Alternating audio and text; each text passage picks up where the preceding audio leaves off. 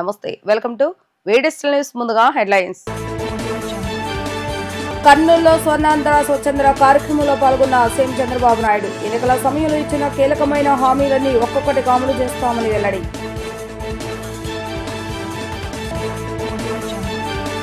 కుటుంబంతో కలిసి మోడీ నివాసానికి మంత్రి నారా లోకేష్ సుమారు 2 గంటల సమావేశం. యువగళం కాఫీ టేబుల్ బుక్ ఆవిష్కరించిన ప్రధాని మోడీ. మద్యం కుంభకోణంలో సిట్ దర్యాప్తు ముమ్మరం. ధనంజయ రెడ్డి, కృష్ణమోహన్ రెడ్డికి ఈ నెల 20 వరకు రిమాండ్ విధించిన విజయవాడ కోర్టు.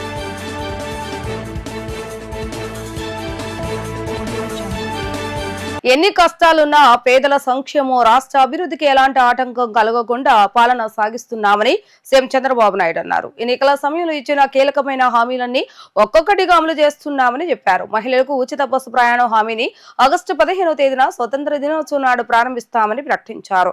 రైతులను అన్ని విధాలుగా ఆదుకుని రాయలసీమను హార్టికల్చర్ హబ్ గా మారుస్తామని అన్నారు. స్వర్ణాంధ్ర స్వచ్ఛంద్ర కార్యక్రమంలో భాగంగా కర్నూలులో పలు అభివృద్ధి పనులకు సీఎం శ్రీకారం చుట్టారు. నగరంలోని ధనలక్ష్మి నగర్లో ఉద్యానవనం అభివృద్ధి పనులకు శంకుస్థాపన చేశారు. ఉద్యానవనం ఆవరణలో ప్రజా ప్రతినిధులతో కలిసి మొక్కలు నాటారు. అనంతరం సి క్యాంప్ రైతు బజారుకు వెళ్లి చంద్రబాబు నాయుడు స్వర్ణాంధ్ర స్వచ్ఛంద్ర కార్యక్రమంలో పాల్గొన్నారు. కూరగాయల వ్యర్థాలతో ఎరువుల తయారీ ప్రక్రియను ఆయన పరిశీలించారు. అనంతరం ప్రజావేదిక సభాస్థలిలో ఏర్పాటు చేసిన స్వర్ణాంధ్ర స్వచ్ఛంద్ర డ్రోన్లు, ఇతర పరికరాల స్టాల్స్ ను పరిశీలించారు. ఈ సందర్భంగా సీఎం మాట్లాడుతూ రాష్ట్రంలోని ప్రతి నియోజకవర్గంలోనూ రైతు బజార్లను ఏర్పాటు చేస్తామని అన్నారు. కర్నూలులోని రైతు బజార్ను 6 కోట్లతో రాష్ట్రంలోనే ఆదర్శవంతంగా తీర్చిదిద్దుతామని అన్నారు. ప్రపంచం మెచ్చుకునే విధంగా విశాఖలో అంతర్జాతీయ యోగా దినోత్సవాన్ని నిర్వహిస్తామని చెప్పారు. ఈ నెల 21 నుంచి నెల రోజుల పాటు యోగా కార్యక్రమాలు సైతం నిర్వహిస్తున్నట్లుగా వివరించడం జరిగింది. గ్రామీణ ప్రాంతాల్లో చెత్తను సేకరించి ఎరువుగా మార్చే బాధ్యత డ్వాక్రా సంఘాలపై ఉందని అన్నారు. రాష్ట్రంలో 75 కేంద్రాలను ఏర్పాటు చేసి తడి, పొడి చెత్తను రీసైకిల్ చేస్తామని అన్నారు. పల్లె పుష్కరిణి ద్వారా చెరువులను శుభ్రం చేస్తామని అన్నారు. నేను వివిధ సమయాల్లో వివిధ విషయాలు టేకప్ చేశాను. ఈ రోజు నేను రైతు బజారుకి వెళ్ళాను. రైతు బజార్లు నేనే పెట్టాను. 1999లో పెట్టాను. ఆ రోజు ఒక మంచి ఉద్దేశంతో రైతులకు గిట్టుబాటు ధర రావాలి, వినియోగదారులకు నాణ్యమైన తక్కువ ధరకే కూరగాయలు గాని వ్యవసాయ ఉత్పత్తులు ఇవ్వాలని ఆ రోజు ఈ కాన్సెప్ట్ తీసుకొచ్చాం. దీనికోసమే పల్లె వెలుగనే పేరుతో ఆర్టీసీ బస్సులు కూడా తీసుకొచ్చాం. వెనక సీట్లన్నీ కూడా ఖాళీ చేపించి అవన్నీ రిమూవ్ చేసి నేరుగా కూరగాయలు అందులో వేసుకుని తెల్లవారితో ఫస్ట్ అవర్ లో రైతు బజారు దగ్గర తీసుకొచ్చి వదిలిపెట్టేవాళ్ళం. దానివల్ల చాలా మంది రైతులు మధ్య దళారులు లేకుండా వాళ్ళంతా వాళ్ళ యొక్క పండించిన పంటలు అమ్ముకునే పరిస్థితికి వచ్చారు.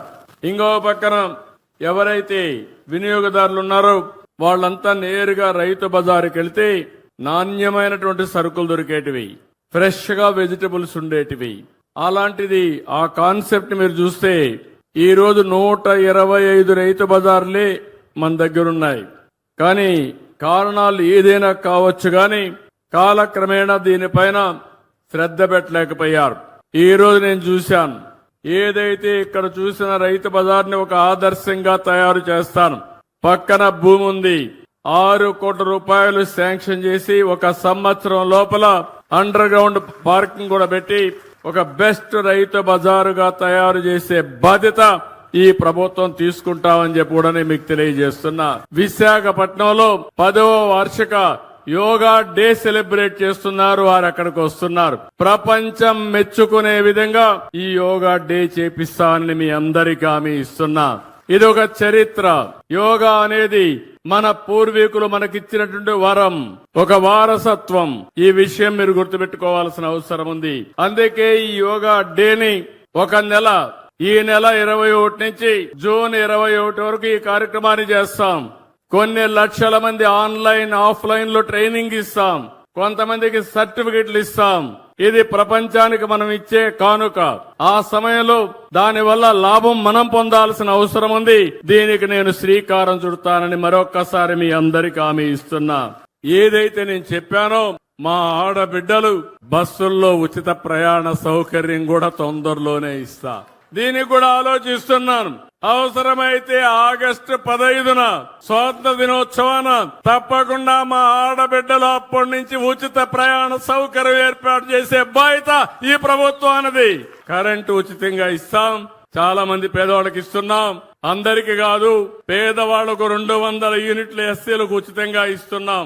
ఇంకో పక్క ఎవరైనా సరే మీరు సోలార్ కు పోతానంటే 78,000 రూపాయలు మీకు సబ్సిడీ ఇచ్చే బాధ్యత నాదని మా సోదరులందరికీ హామీ ఇస్తున్నా. బీసీలు అయితే 98,000 ఇస్తా.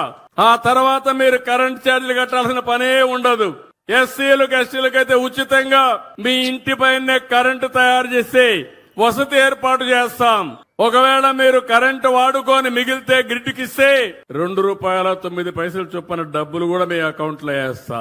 ఇలాంటి కార్యక్రమాలతో ఈ ప్రభుత్వం ముందుకు పోతా ఉంది. ఆంధ్రప్రదేశ్ రాష్ట్రానికి ప్రధాని ఆశీస్సులు మార్గదర్శకత్వం కావాలని మంత్రి నారా లోకేష్ కోరారు.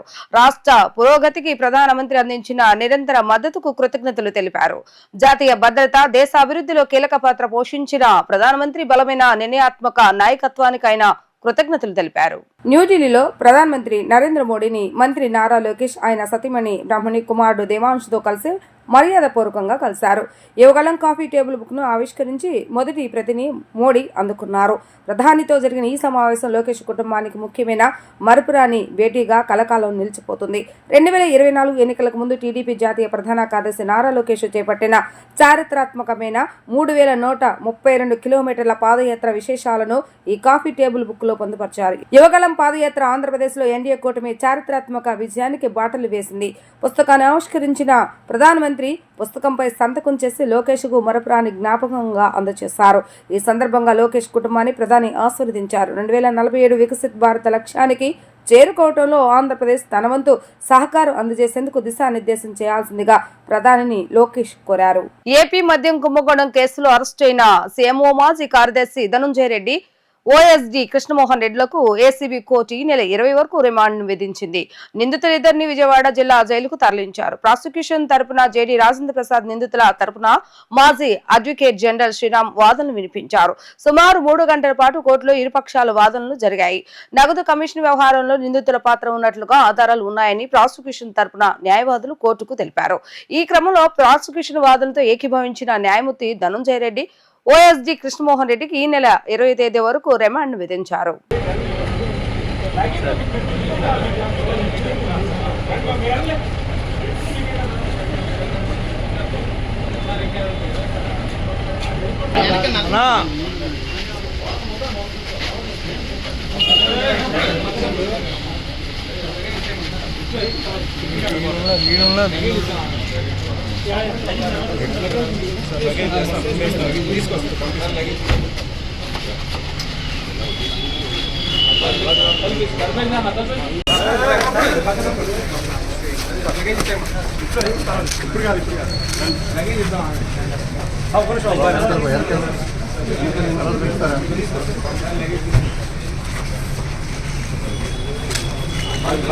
చెత్త సేకరణకు ప్రజలు సహకరిస్తేనే రాబోయే రోజుల్లో మనం అందరం సంపూర్ణ ఆరోగ్యంగా జీవించగలమని పౌర సరఫరాల శాఖ మంత్రి నాదెండ్ల మనోహర్ అన్నారు. మార్పు అనేది ఒక రోజులోనే రాదని, పరిశుభ్రతపై ప్రతిరోజు డ్రైవ్ చేపడితే 100% మార్పు తీసుకురాగలమని స్పష్టం చేశారు. తెనాలిపట్నం మురిపాలెం రోడ్లో ఏర్పాటు చేసిన స్వర్ణాంధ్ర స్వచ్ఛాంధ్ర కార్యక్రమంలో పౌర సరఫరాల శాఖ మంత్రి నాదెండ్ల మనోహర్ పాల్గొన్నారు. శివాజీ బొమ్మ దగ్గర నుంచి కవిరాజా పార్కు మీదుగా మున్సిపల్ అధికారులు మరియు సిబ్బంది చేపడుతున్న వివిధ పారిశుద్ధ కార్యక్రమాలను మంత్రి మనోహర్ పరిశీలించారు. స్థానిక ప్రజల వద్ద నుండి సమస్యలను నేరుగా మంత్రి అడిగి తెలుసుకున్నారు. అధికారుల సమక్షంలోనే పరిష్కారం కొరకు చర్యలు తీసుకున్నారు. అనంతరం మంత్రి నాదెండ్ల మనోహర్ మాట్లాడుతూ చెత్త సేకరణకు ప్రజలు సహకరిస్తే రాబోయే రోజుల్లో మనం అందరం సంపూర్ణ ఆరోగ్యంగా జీవించగలమని పౌర సరఫరాల శాఖ మంత్రి నాదెండ్ల మనోహర్ అన్నారు. తడి చెత్త, పొడి చెత్త సేకరించింది తెనాలి పట్టణం అని మంత్రి గుర్తు చేశారు. తెనాలి పట్టణాన్ని చాలా పట్టణాలు, గ్రామ పంచాయతీలు ఆదర్శంగా తీసుకుని చెత్త సేకరణ విషయంలో ముందుకు సాగాలని తెలిపారు. మార్పు అనేది ఒక రోజులోనే రాదు అని, పరిశుభ్రతపై ప్రతిరోజు డ్రైవ్ చేపడితే 100% మార్పు తీసుకురాగలమని స్పష్టం చేశారు. స్థానిక ప్రజలు అనేక సమస్యలను నా దృష్టికి తీసుకువచ్చారని, ప్రధానంగా గతంలో ఇళ్ల స్థలాల నిర్మాణ విషయంలో చాలా ఫిర్యాదులు అందినట్లుగా తెలిపారు.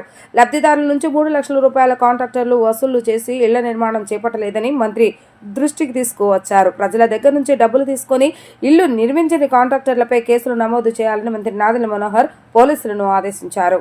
సచివాలయంలో ఉన్న ఎవరైతే అధికారులు ఉన్నారో వాళ్ళందరినీ కూడా ప్రతి వారానికి ఒకసారి ఇంటింటికి వెళ్లే విధంగా ఒక ప్రణాళిక సిద్ధం చేసుకుంటాం.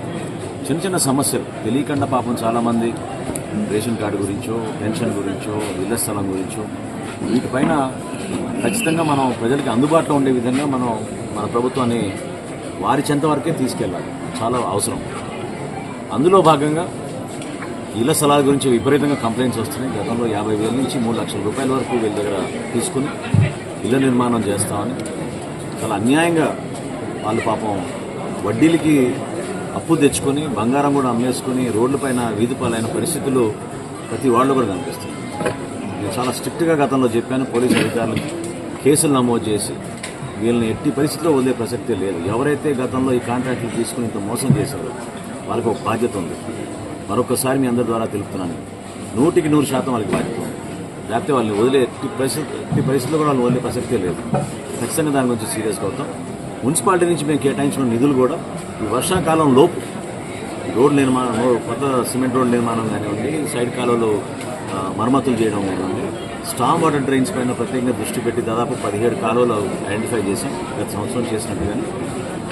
కింద దిగువ ప్రాంతాల్లో ఉన్న రైతులకి ఇబ్బంది కలగకుండా ఉండడానికి కోసం ఖచ్చితంగా ఇరిగేషన్ కెనాల్స్తో ముడిపడి ఉంది కాబట్టి మన పట్టణంలో వెళ్తున్న కాలువలు వీటిని కూడా మేము ఇమీడియట్గా పూర్తి తీసే విధంగా ఒక లక్ష్యంతో ముందుకెళ్తాం. సో ఈరోజు ఉదయం ఈ వార్డులన్నీ పర్యటించుకున్న తర్వాత మార్కెట్లోకి వెళ్ళి మార్కెట్ సెంటర్లో కూడా మహాత్మా గాంధీ మార్కెట్ కాంప్లెక్స్ దగ్గర మొత్తం అన్నీ కూడా క్లీనప్ చేసిన తర్వాత మధ్యాహ్నం 4 నుంచి చెంచుపేట ప్రభుత్వ ఆసుపత్రి, అదేవిధంగా ఆ ప్రాంతాల్లో ఉన్న సుల్తానాబాదు, వీటన్నింటినీ కూడా ఈ విధంగానే ఒక డ్రైవ్ లాగా చేపట్టి ఒక మార్పు తీసుకోవడానికి, ఈ మార్పు ఒక్కరోజు కోసం కాదు, నేను ప్రజలందరూ కూడా రిక్వెస్ట్ చేస్తున్నాను. ఏంటంటే అధికార యంత్రాంగాన్ని కూడా రిక్వెస్ట్ చేస్తున్నాను. ఎందుకంటే మనకి కావాల్సినంత స్టాఫ్ మనం ఏర్పాటు చేసుకున్నాం. ఖచ్చితంగా సిబ్బంది సరైన పద్ధతిలోనే ఉన్నారు.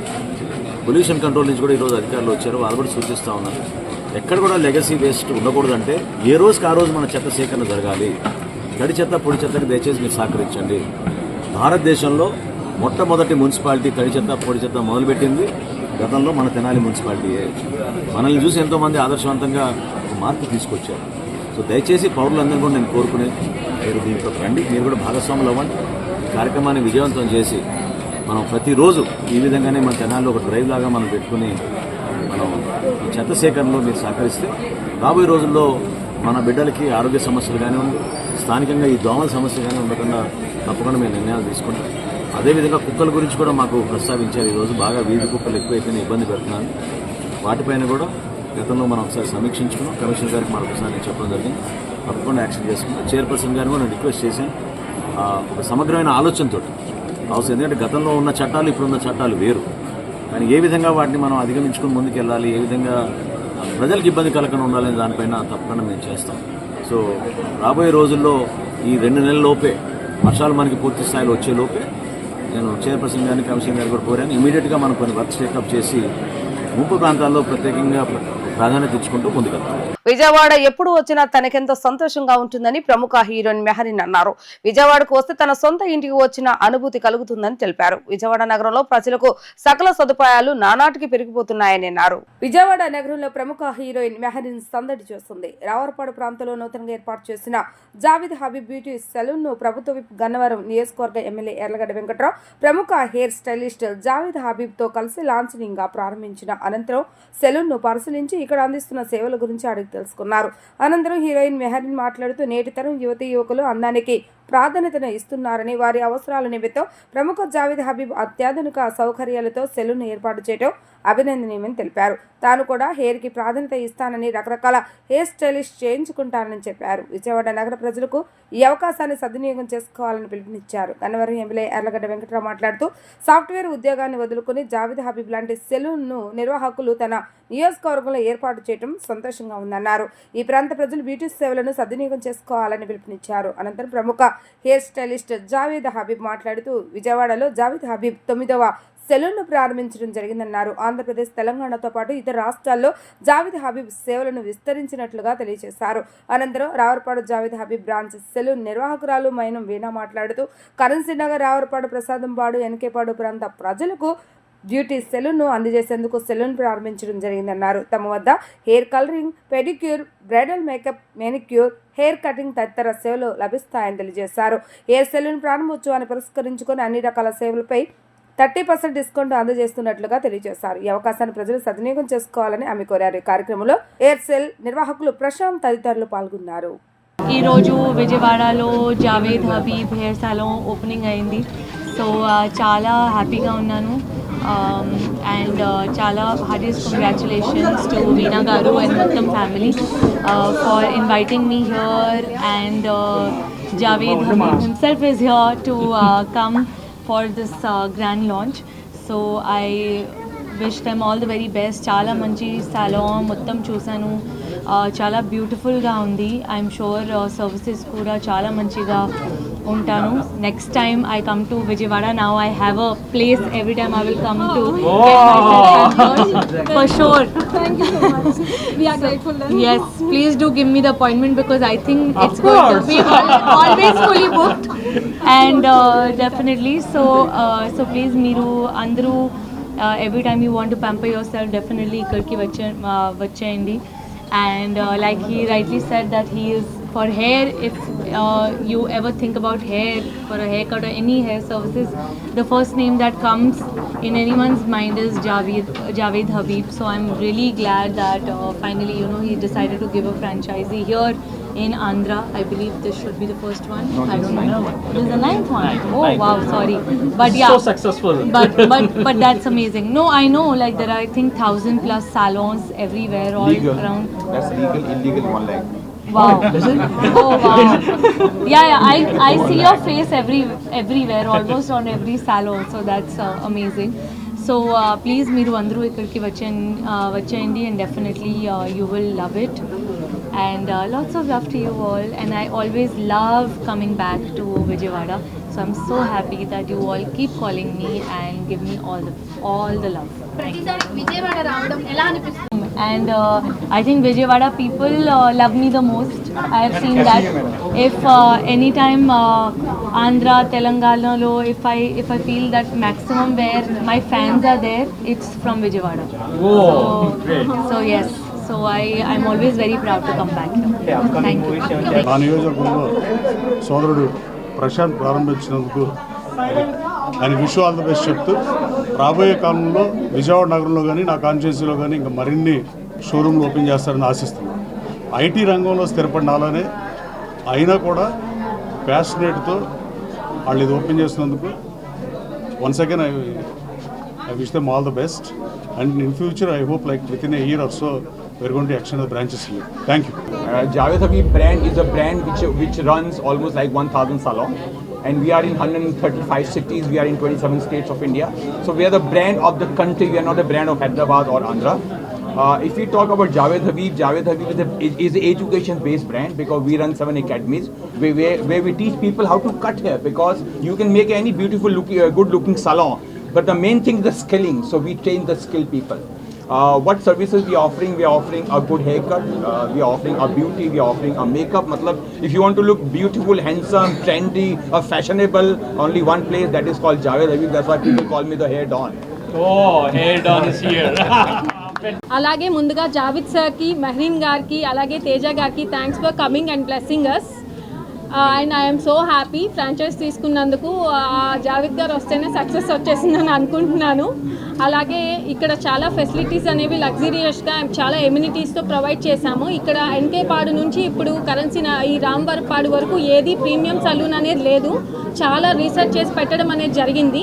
లగ్జరియస్గా ఉంటుంది. వీకెండ్స్ చక్కగా ఫ్యామిలీ అందరూ రావడానికి విఐపి రూమ్ అనేది కూడా ఉంది. చక్కగా ఫ్యామిలీ అంతా ఒక చోట చేయించుకుంటానికి.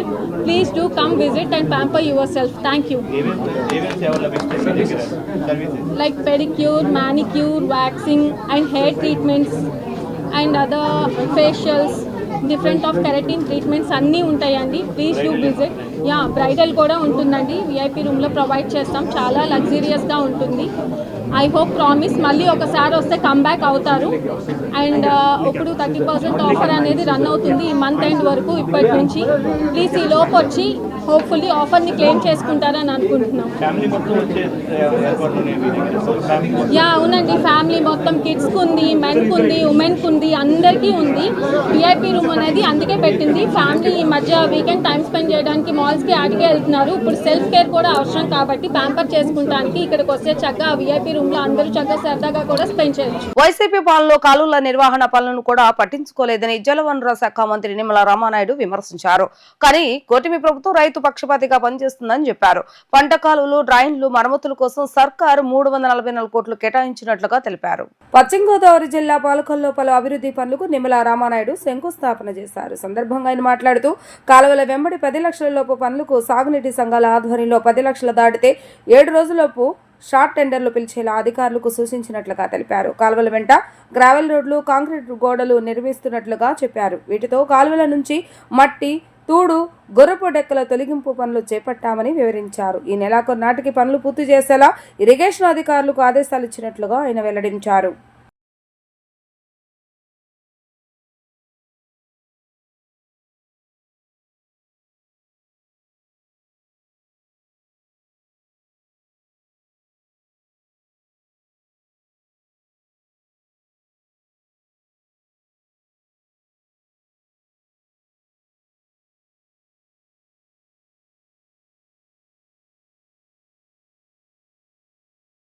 ₹1,88,00,000 ఇవాళ సీసీ వాళ్ళ నిర్మాణానికి పురమాయించాం. ఆ సీసీ వాళ్ళు కూడా ఇప్పుడే నేను అధికారులతో కూడా మాట్లాడి మనం చేసే ప్రతి పని, మనం ఖర్చు పెట్టి ప్రతి రూపాయి కూడా ప్రజలకు ఉపయోగపడాలని చెప్పాం. ఇప్పుడు ఎస్సీ కూడా, ఎందుకంటే డిజైన్స్, ఎందుకంటే ఇటు రోడ్డుకి అటు డ్రైన్కి రెండింటికి ఉపయోగపడే విధంగా ఉండాలి మన డిజైన్. అట్లా కాకుండా ఏదో ఇష్టానుసారంగా మనం చేస్తే రేపొద్దు ఉపయోగపడదు. దానికి ఉదాహరణే ఇప్పుడు సబ్ రిజిస్టర్ ఆఫీస్. నిజంగా సబ్ రిజిస్టర్ ఆఫీస్ దగ్గర మీ అందరికీ తెలుసు, ఏదైతే బాక్స్ కలవర్టి కింద సిమెంట్తో క్లోజ్ చేశారు. నిజంగా అది కొంచెం ఆలోచన చేసి అటువైపు ఇటువైపు వాళ్ళని ఇంకొక 3 feet పైకి లేపి ఏదైతే మన రోడ్డుతో పాటు సమానంగా స్లాబ్ వేసి ఉంటే నిజంగా ఆ రోడ్డు మీద మనం నడుస్తూ ఉందాం, ఈ మోటార్ సైకిల్ కానీ కార్లు కానీ దాని మీద పార్కింగ్ చేసుకునేవారు. దాన్ని ఏం చేశారు, ఒక 3 feet డౌన్లో కట్టారు. దాంతో అది డస్ట్బిన్లో ఉపయోగపడుతుంది. అవతలలో ఆ డస్ట్బిన్లోకి దాంట్లోకి ఇసిరేస్తున్నారు. మనం శ్రమదానం చేసాం. ఒక్క 3 feet పైకి కట్టి ఉంటే స్లాబ్ దీంతో పాటు సమానంగా వేసి ఉంటే ఎంత ఉపయోగపడి ఉండేది. సింపుల్, దానికి పెద్ద ఖర్చు అవ్వదు. స్లాబ్ 3 అడుగులు కింద వేసిన ఒకటే, పైన వేసిన ఒకటే. ఒక్క 3 feet వాల్ పెరుగుతుంది అంతే. అంటే 5% రేజ్ చేస్తే సరిపోతుంది ఖర్చు. అంటే ₹1,00,00,000కి ఒక 5 లక్షలు అదనం అవుద్ది. కానీ మొత్తం 100% కూడా మనకి వేళ ఉపయోగంలోకి వచ్చి ఉండేది. ఆ కెనాల్ మొత్తం పొడవంతా అంతే, దేనికి ఉపయోగపడకుండా అవుతుంది. నీళ్లు వదిలినప్పుడు కూడా మళ్ళీ కాలువ బాగు చేయాలన్నా కూడా హెడ్ తాసేస్తుంది పైన స్లాబ్. అదే మీకు 3 అడుగుల హైట్లో స్లాబ్ ఉందనుకోండి, ఎక్కడైనా క్లీన్ చేసుకునేవాడు కూడా కొంచెం ఈజీగా ఉంటుంది. కింద ఎక్కడ చెత్త పడిన అది కూడా ఉపయోగం లేకుండా పోతుంది. అంటే కొంచెం మనం బ్రెయిన్ పెట్టి పరిజ్ఞానాన్ని ఉపయోగించకపోతే కోట్ల రూపాయలు ఖర్చు పెట్టినా కూడా ఉపయోగపడదు. అంటే ఆ రకంగా కూడా మేము చూసుకోవాల్సి వస్తుంది.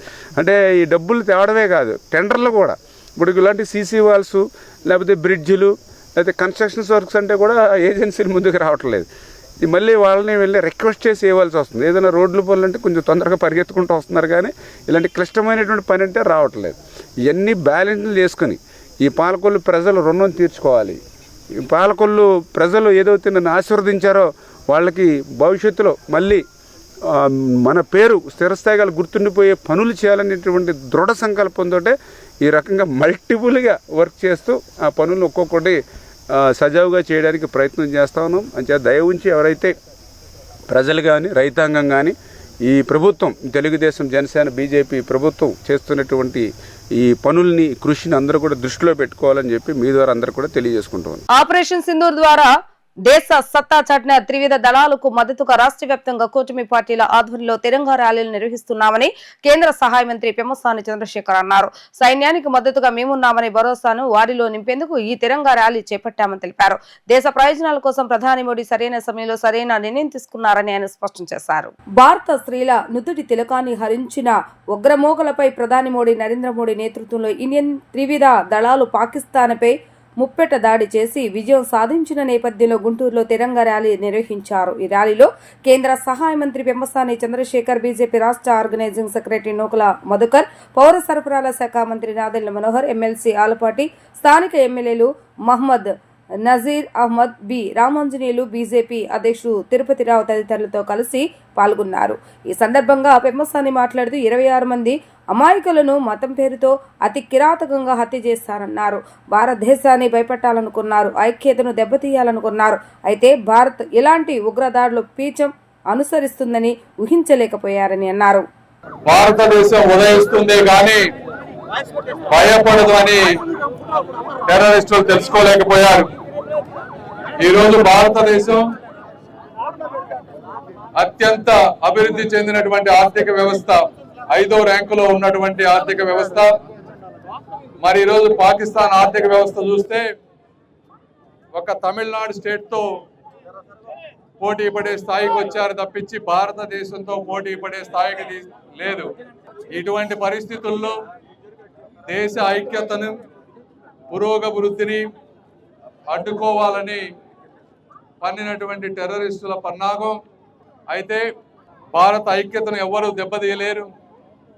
ప్రజల నుంచి కానీ మీడియా నుంచి కానీ ఎంతో ఒత్తిడి వచ్చినా శ్రీ నరేంద్ర మోదీజీ గారు ఒక బలమైన సంకల్పంతో అన్ని వర్గాల ఇంటెలిజెన్స్తో మాట్లాడి సమయం తీసుకొని నింగి, నేల, నీరు 3 మార్గాలలో సైన్యాన్ని సన్నద్ధం చేసి అదేవిధంగా దౌత్య మార్గాల ద్వారా ప్రతి దేశంతో మాట్లాడి ఆర్థికంగా అదేవిధంగా సైనిక చర్య పరంగా అత్యధిక అండ్ అత్యాధునిక ఇంటెలిజెన్స్ వాడి టెర్రరిస్టు స్థావరాలపై యుద్ధం చేసి సివిలియన్స్కి ఇబ్బంది లేకుండా ఒక పక్కా ప్రణాళికతో అనుకున్న విజయాన్ని సాధించారు. వాళ్ళు మళ్ళీ రిటాలియేట్ చేయకుండా ఎయిర్ బేస్లను ధ్వంసం చేశారు. ఈ విధంగా అన్ని వైపుల నుంచి దాడులు కమ్ముకోవడంతో మరి టెర్రరిస్టులు కానీ వారిని ప్రోత్సహించేవారు కానీ ప్రపంచ దేశాల వద్దకు వెళ్ళి వారిని బ్రతిమలాడితే ఈరోజు భారతదేశ విశాల ప్రయోజనాల దృష్ట్యా దేశం ఆర్థికంగా ముందుకు వెళ్తుంది. ఎటువంటి సిచ్యువేషన్లో ఈ కాలంలో యుద్ధాలు మంచివి కావు. అదేవిధంగా పాకిస్తాన్లో కూడా అమాయకులు చాలా మంది ఉంటారు. వాళ్ళందరికీ ఇబ్బంది జరగకూడదు. మతాల మధ్య, కులాల మధ్య చిచ్చు పెట్టాలని చూసినా కూడా ప్రతి ముస్లిం సోదరుడు, దేశాన్ని ప్రేమించే వాళ్ళు ప్రతి ఒక్కళ్ళు కూడా దేశానికి ఈరోజు అండగా నిలబడ్డారు. అక్రమ కేసులతో వైఎస్ఆర్సీపీని అణచివేయాలని ముఖ్యమంత్రి నారా చంద్రబాబు నాయుడు అనుకుంటే మరింత బలోపేతం అవుతామని మాజీ మంత్రి వైఎస్ఆర్సీపీ గుంటూరు జిల్లా అధ్యక్షులు అంబటి రాంబాబు హెచ్చరించారు. చంద్రబాబు నాయుడు ఏడాది పాలనలో కక్ష సాధింపు మాత్రమే మిగిలిందని ఆగ్రహం వ్యక్తం చేశారు. గుంటూరు క్యాంపు కార్యాలయంలో నిర్వహించిన మీడియా సమావేశంలో మాట్లాడుతూ లిక్కర్ స్కామ్ వంటి తప్పుడు కేసులతో భయపెట్టాలనుకోవటం చంద్రబాబు నాయుడు అవివేకమని అన్నారు. వైఎస్ జగన్ లక్ష్యంగానే ఈ లిక్కర్ స్కామ్ ను సృష్టించారని, ప్రభుత్వంలో పనిచేసిన అధికారులను దీనిలో ఇరికించి అరెస్టులు చేయటం ఈ ప్రభుత్వ దుర్మార్గానికి పరాకాష్ఠని మండిపడ్డారు. చంద్రబాబు నాయుడు ఏడాది పాలనలో కక్ష సాధింపు మాత్రమే మిగిలిందని ఆగ్రహాన్ని వ్యక్తం చేశారు. సోషల్ మీడియా వర్కర్స్ని అరెస్ట్ చేశారు, నెలల తరబడి జైల్లో పెట్టే కార్యక్రమం చేశారు. వైఎస్ఆర్ కాంగ్రెస్ పార్టీకి సంబంధించినటువంటి మాజీ శాసనసభ్యుల్ని అరెస్ట్ చేసే కార్యక్రమాలు చేశారు. కొంతమంది యాంటిసిపేటరీ బెయిల్స్ తెచ్చుకున్నారు. ఇంకా కొంతమంది యాంటిసిపేటరీ బెయిల్స్ కోసం ట్రై చేస్తున్నటువంటి సందర్భం. కొంతమందిని అయితే లోపల పెట్టి 2 నెలలు 3 నెలల తర్వాత న్యాయస్థానాలకు వెళ్ళి బెయిల్ తెచ్చుకున్నటువంటి సందర్భాలు ఉన్నాయి.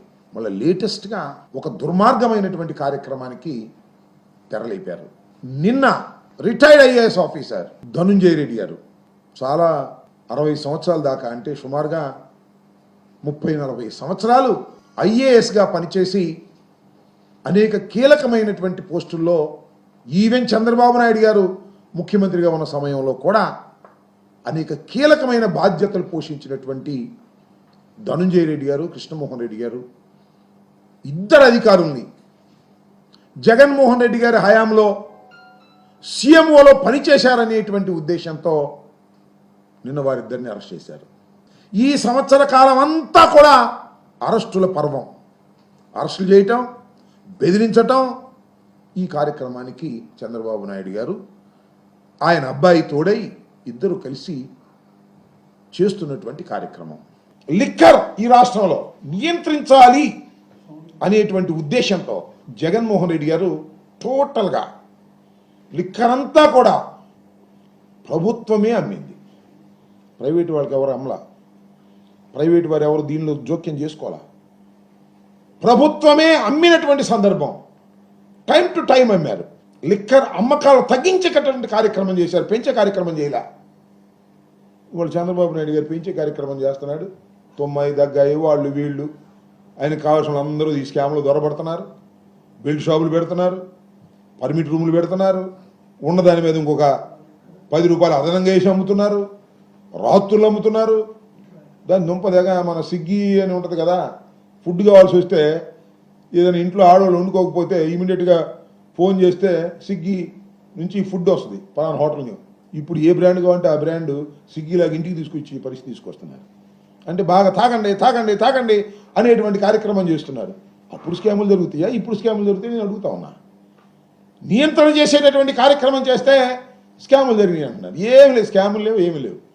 ఏదో గుడ్డగాల్చి ముఖాన వేసి జగన్మోహన్ రెడ్డి గారికి సన్నిహితంగా ఉన్న వాళ్ళని అరెస్ట్ చేసేసి జైల్లో పెట్టేస్తే గడగడగడలో ఆడిపోతారు అని భ్రమిస్తున్నాడు చంద్రబాబు నాయుడు గారు. వాళ్ళ అబ్బాయి పులి మీద స్వారీ చేస్తున్నాడు చంద్రబాబు నాయుడు గారు వాళ్ళ అబ్బాయి.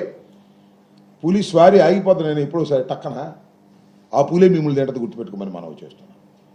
ఒక దుర్మార్గమైనటువంటి కార్యక్రమాన్ని ఇవాళ రాష్ట్రంలో మీరు ప్రారంభించారు. ఎక్కడ చూసినా పేపర్లు చూసినా ఏముండాలంటే వాడు అరెస్టు, వీడు అరెస్టు, వాళ్ళకి బెయిల్ రాలేదు, వీళ్ళకి బెయిల్ వచ్చింది అనేటువంటి కార్యక్రమాలే తప్ప ఈ స్కీమ్ అమలు కాలేదు, ఆ స్కీమ్ అమలు కాలేదు అని రాయకూడదు. ఇక దీనిలోనే బడిగొట్టుకోవాలి ప్రజలందరూ కూడా. వార్తలు ముగించే ముందు హెడ్లైన్స్ మరొకసారి. కర్నూలులో స్వర్ణాంధ్ర స్వచ్ఛంద్ర కార్యక్రమంలో పాల్గొన్న సీఎం చంద్రబాబు నాయుడు ఎన్నికల సమయంలో ఇచ్చిన కీలకమైన హామీలన్నీ ఒక్కొక్కటిగా అమలు చేస్తామని వెల్లడి.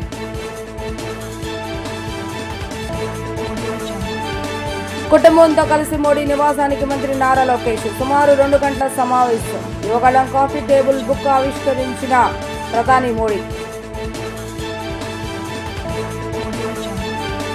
మద్యం కుంభకోణంలో సిట్ దర్యాప్తు ముమ్మరం. ధనంజయ రెడ్డి, కృష్ణమోహన్ రెడ్డికి ఈ నెల 20 వరకు రిమాండ్ విధించిన విజయవాడ కోర్టు.